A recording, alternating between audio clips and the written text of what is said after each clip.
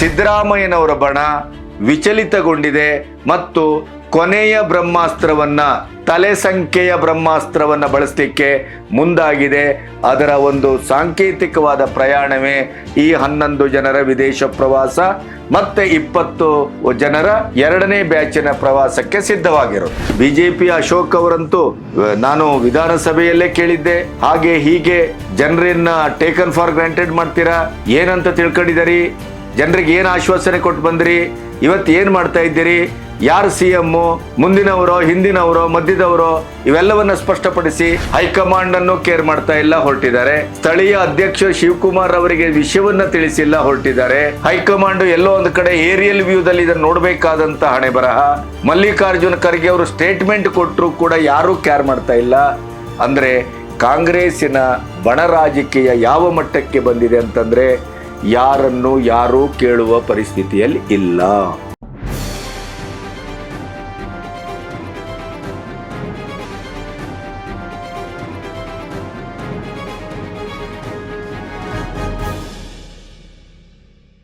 ನಮಸ್ತೆ, B Ganapati news ಚಾನೆಲ್ಗೆ ಸ್ವಾಗತ. ಕೊನೆಗೂ DKಶಿ ಬಣ ತನ್ನ ಮುಜುಗರವನ್ನ, ತನ್ನ ಒಳಗಿನ ಇಂಗಿತವನ್ನ, ಅಥವಾ ಏನು ಹೇಳಿದ್ರೆ ಏನಾಗ್ಬಿಡ್ಬಹುದು, ನಮ್ಮ ಭವಿಷ್ಯಕ್ಕೆ ಏನಾದರೂ ತೊಂದರೆ ಆಗ್ಬಿಡ್ಬಹುದೇ, ಸಿದ್ದರಾಮಯ್ಯನವರ ಚಾಣಾಕ್ಷತೆ, ಹೈಕಮಾಂಡಿನ ಹಗ್ಗಜಗ್ಗಾಟ, ನಿಧಾನಗತಿ, ಇದರ ಮಧ್ಯೆ ನಾವೇನಾದರೂ ಮಾಡಬಾರ್ದನ್ನ ಮಾಡಿ ತಗಲಾಕ್ಕೊಳ್ಬಹುದೇ, ಸಿಕ್ಕಾಕ್ಕೊಳ್ಬಹುದೇ, ನಮ್ಮ ಭವಿಷ್ಯಕ್ಕೆ ನಾವೇ ಕಲ್ಲನ್ನ ಹಾಕ್ಕೊಳ್ಬಹುದೇ, ಈ ಎಲ್ಲ ವಿಚಿತ್ರವಾದಂಥ ಒಂದು ಚಿಂತನೆ, ತರ್ಕ, ಅದರ ಮಧ್ಯೆ ಮುಳುಗಿಯೂ ಕೂಡ DKಶಿ ಪರ ಬ್ಯಾಟಿಂಗ್ ಮಾಡ್ತಾ ಇರುವಂಥ ಅವರ ಆಪ್ತ ಬಳಗ, ಯಾವಾಗ ಸಿದ್ದರಾಮಯ್ಯನವರ ಆಪ್ತರು ಒಟ್ಟಿಗೆ 30 ಜನ ಪ್ರಯಾಣಿಸಬೇಕಾಗಿತ್ತು, ಈಗ 11 + 20 31 ಜನ, 11 ಜನ ಈಗಾಗಲೇ ಆದದ್ದಾಗಲಿ ಬಂದದ್ದನ್ನು ಬಂದಾಗ ನೋಡ್ಕೊಳ್ಳೋಣ,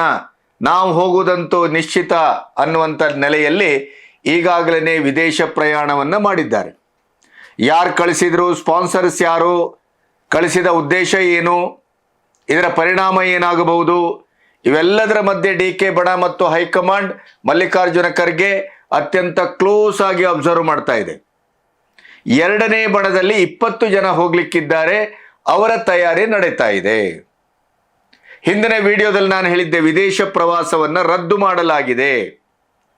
ದಿಢೀರಾದಂಥ DKಶಿ ಅವರ ಮತ್ತು ಗಾಂಧಿ ಕುಟುಂಬದ ಪೂರ್ಣ ಕೋರಮ್ಮಿನ ಮೀಟಿಂಗಿನ ನಂತರ ಇಂಥ ಒಂದು ಸುದ್ದಿ ಬರ್ತಾ ಇದೆ. ಆದರೆ ಬಜೆಟ್ ಅಧಿವೇಶನ ಆದ ನಂತರ DKಶಿ ಅವರ ಪದಗ್ರಹಣ, ಪಟ್ಟಾಭಿಷೇಕ ಬಹುತೇಕವಾಗಿ ಖಚಿತ ಅನ್ನುವಂಥದ್ದು ಸಿದ್ದರಾಮಯ್ಯನವರ ಬಣಕ್ಕೆ ಪಕ್ಕಾ ಸುದ್ದಿ ತಿಳಿದ ನಂತರ ವಿದೇಶ ಪ್ರಯಾಣ ರದ್ದಾದದ್ದು ಮತ್ತೆ ಜೀವ ಪಡ್ಕೊಂಡಿದೆ. ಆ ಹಿನ್ನೆಲೆಯಲ್ಲೇ ದಿಢೀರಾಗಿ 11 ಜನ ಮೊದಲ ಒಂದು ಕಂತಿನಲ್ಲಿ ಪ್ರಯಾಣ ಮಾಡಿದ್ದಾರೆ. ಇದು ಈ ಹೊತ್ತಿಗೆ ಬರ್ತಾ ಇರುವಂತ ಸುದ್ದಿ.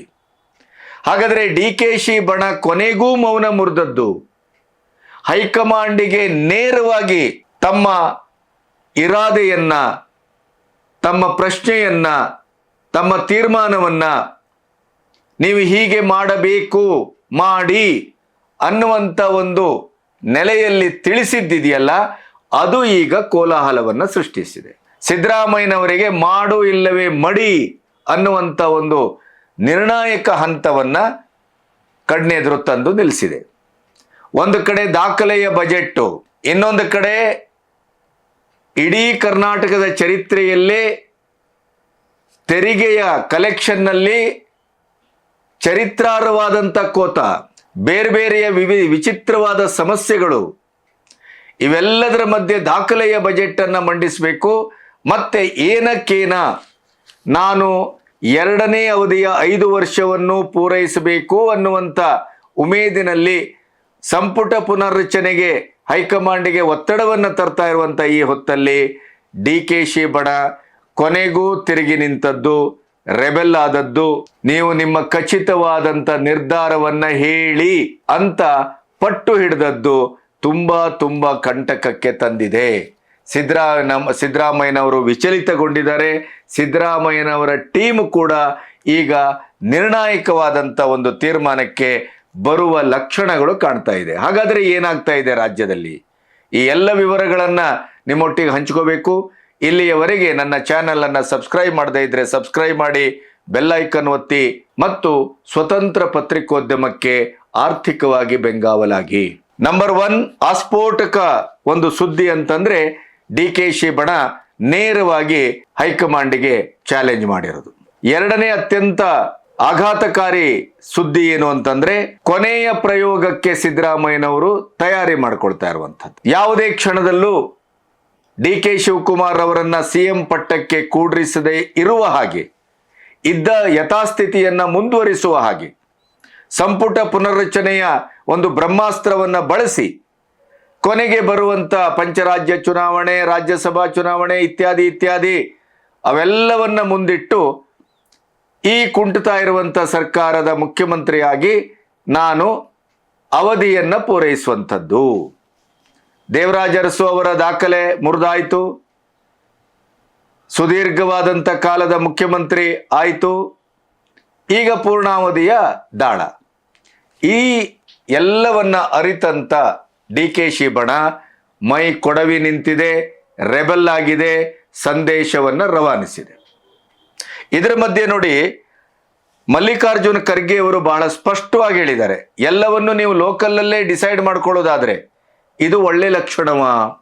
ವಿದೇಶ ಪ್ರವಾಸ ಈ ಆಯಕಟ್ಟಿನ ಸಂದರ್ಭದಲ್ಲಿ ಇದು ಒಳ್ಳೆಯ ಲಕ್ಷಣವಾ?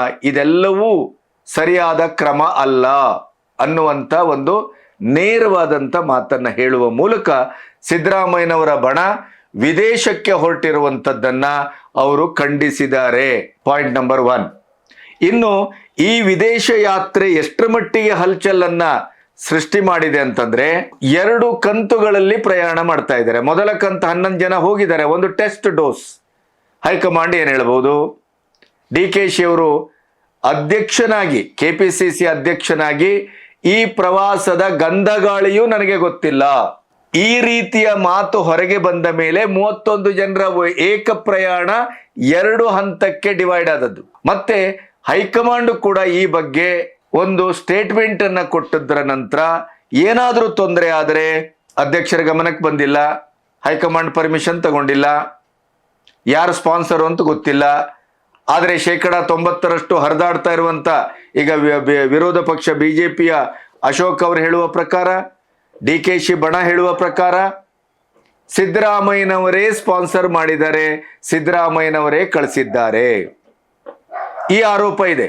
ಅದರಲ್ಲೂ DKಶಿ ಅವರ ಪದಗ್ರಹಣ ಪಕ್ಕಾ, ಸೋನಿಯಾ ಗಾಂಧಿ ಅವರ ಅಭಯ, ನೀವೇನು ಯೋಚನೆ ಮಾಡಬೇಡಿ, ನಿಮ್ಮ ಕನಸನ್ನ ಈಡೇರಿಸ್ತೇವೆ ತ್ವರಿತದಲ್ಲಿ, ಅಂದ್ರೆ ಆಫ್ಟರ್ ಬಜೆಟ್ ಅನ್ನುವ ರೀತಿಯಲ್ಲಿ ಮಾತಾಡಿದ್ದು ಅದು ಈಗ ಖಚಿತ ಆದದ್ದರ ಹಿನ್ನೆಲೆಯಲ್ಲಿ ವಿದೇಶದಿಂದಲೇ ಒಂದು ದಾಳವನ್ನ ಉರುಳಿಸೋಣ ಅಂತ ಬಹುಶಃ ಸಿದ್ದರಾಮಯ್ಯನವರ ಬಣ ಬಲ ಪರೀಕ್ಷೆಗೆ ಮುಂದಾಗಿದೆ ಅಂತಲೂ ಒಂದು ವಾದ ಮುಂದಿಡ್ತಾ ಇದ್ದಾರೆ ರಾಜಕೀಯ ತಜ್ಞರು. DKಶಿ ಬಣ ಅಂತೂ ಅದನ್ನೇ ಪಕ್ಕಾ ಮಾಡ್ತಾ ಇದೆ. ಈ ಮಧ್ಯೆ ಮಾಗಡಿ ಬಾಲಕೃಷ್ಣರವರು ಹೇಳ್ತಾ ಇದ್ದಾರೆ, ನಮ್ಮ ಟೀಮು ಅವರ ಟೀಮು ಪಕ್ಕಾ 2 ಟೀಮ್ ಆಗಿದೆ. ಅಂದ್ರೆ ಕಾಂಗ್ರೆಸ್ಸು ಬಣ ರಾಜಕೀಯ ಇವತ್ತು ಬಯಲಿಗೆ ಬಂದಾಗಿದೆ. ನಾಯಿ ಬಾಲ, ನಾಯಿ ನಿಷ್ಠೆ ಇವೆಲ್ಲವೂ ಚರ್ಚೆ ಆದದ್ದನ್ನ, ಅದು ಬೀದಿ ಜಗಳಕ್ಕೆ ಇಳಿದದ್ದನ್ನ ಮೇಲ್ಮುಖ ಮಾಡಿ ಉಗಿದ್ರೆ ನಮ್ಮ ಮುಖಕ್ಕೆ ಬೀಳುತ್ತೆ ಅನ್ನುವಂಥದ್ದು ಡಾಕ್ಟರ್ HC ಮಹದೇವಪ್ಪನವರಂಥವರಿಗೂ ಅನುಭವದ ಹಿನ್ನೆಲೆಯಲ್ಲಿ, ಸುದೀರ್ಘ ರಾಜಕೀಯ ಹಿನ್ನೆಲೆಯಲ್ಲಿ ಅವರಿಗೂ ಅರ್ಥ ಆಗದೇ ಇದ್ದದ್ದು ದುರಂತ ಅನ್ನುವಂಥ ಎಲ್ಲ ವಿಚಾರಗಳನ್ನು ಕಳೆದ ವಿಡಿಯೋದಲ್ಲಿ ನಾನು ನಿಮ್ಮೊಟ್ಟಿಗೆ ಹಂಚಿಕೊಂಡಿದ್ದೇನೆ. ಈಗ ಬಾಲಕೃಷ್ಣ ನೇರವಾಗಿ ಹೇಳಿದ್ದಾರೆ, ಹೌದು 2 ಟೀಮ್ ಆಗಿದೆ, ಸಿದ್ದರಾಮಯ್ಯನವರ team, DK Shivakumar team. DK Shivakumar ಮತ್ತು ಸಿದ್ದರಾಮಯ್ಯನವರ ಮಧ್ಯೆಯೇ ಒಪ್ಪಂದ ಆದದ್ದು. ಮೂರನೆಯವರಿಗೆ ಇದು ಯಾವುದ್ರ ಗಂಧಗಾಳಿಯೂ ಇಲ್ಲ, ಇದರ ಅಗತ್ಯವೂ ಇಲ್ಲ ಪ್ರವೇಶ ಮಾಡಬೇಕಾದ್ದು. ಈ ರೀತಿಯ ಮಾತು ಬರ್ತಾ ಇರುವ ಹಿನ್ನೆಲೆಯಲ್ಲಿ ಆಮೇಲೆ ಈ ಪ್ರವಾಸವನ್ನ ಹೈಕಮಾಂಡ್ ಅತ್ಯಂತ ಕ್ಷಣದ ಅಬ್ಸರ್ವೇಷನ್ಗೆ ಜನವನ್ನ ಇಟ್ಟಿದೆ. ವಿದೇಶಕ್ಕೆ ಹೋಗಿ ಏನ್ ಮಾಡ್ತಾ ಇದ್ದಾರೆ, ಏನಾಗ್ತಾ ಇದೆ? DK ಶಿವಕುಮಾರ್ ಕೂಡ ತನ್ನದೇ ಆದಂತ ಟೀಮಲ್ಲಿ ಇದರ ಅಬ್ಸರ್ವೇಷನ್ ಅನ್ನ ಮಾಡ್ತಾ ಇದ್ದಾರೆ. DKಶಿ ಬಣ ಕೊನೆಗೂ ಮೌನ ಮುರಿದದ್ದು ಏನು?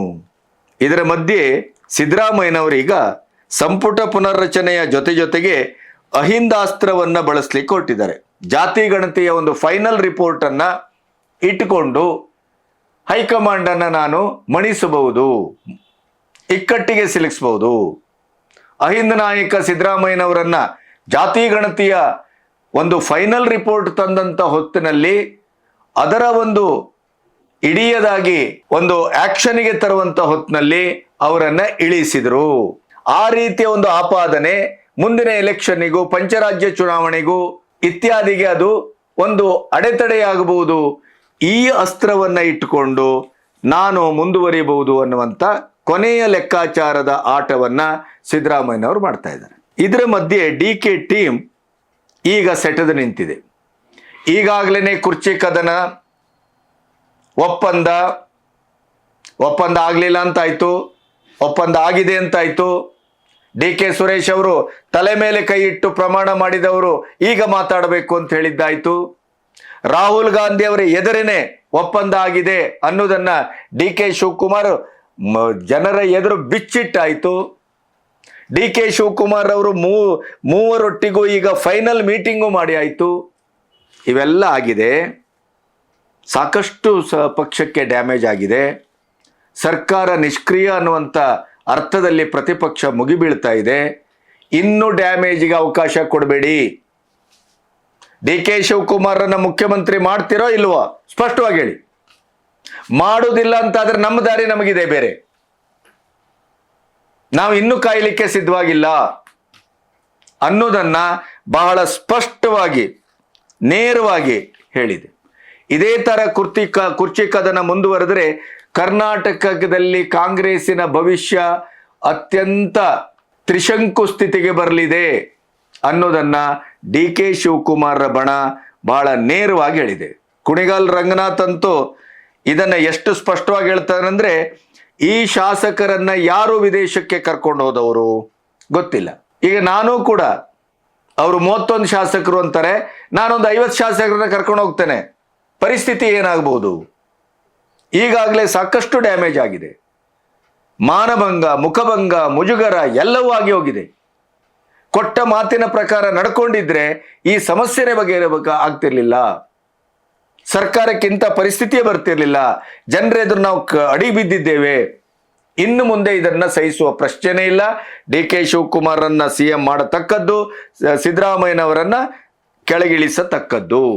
ಇದನ್ನ ನೇರ ಡಿ.ಕೆ ಶಿ ಅವರ ಬಣ ಹೈಕಮಾಂಡಿಗೆ ಮುಟ್ಟಿಸಿದೆ. ಇಲ್ಲಿಯವರೆಗೆ ಡಿ.ಕೆ ಶಿ ಬಣ ಬಿಡಿಬಿಡಿಯಾಗಿ ನಡುಗೋಡೆ ಮೇಲೆ ದೀಪ ಇಟ್ಟ ಹಾಗೆ ಅಥವಾ ಇಂಡೈರೆಕ್ಟ್ ಆಗಿ ಹೇಳ್ತಾ ಇತ್ತು. ಈಗ ನೇರವಾಗಿ ಅಖಾಡಕ್ಕೆ ಇಳಿದಿದೆ. ಇದರ ಪರಿಣಾಮ ಏನಾಗುತ್ತೆ ಗೊತ್ತಿಲ್ಲ. ಆದರೆ ಇದರ ಅರ್ಥ ಏನು?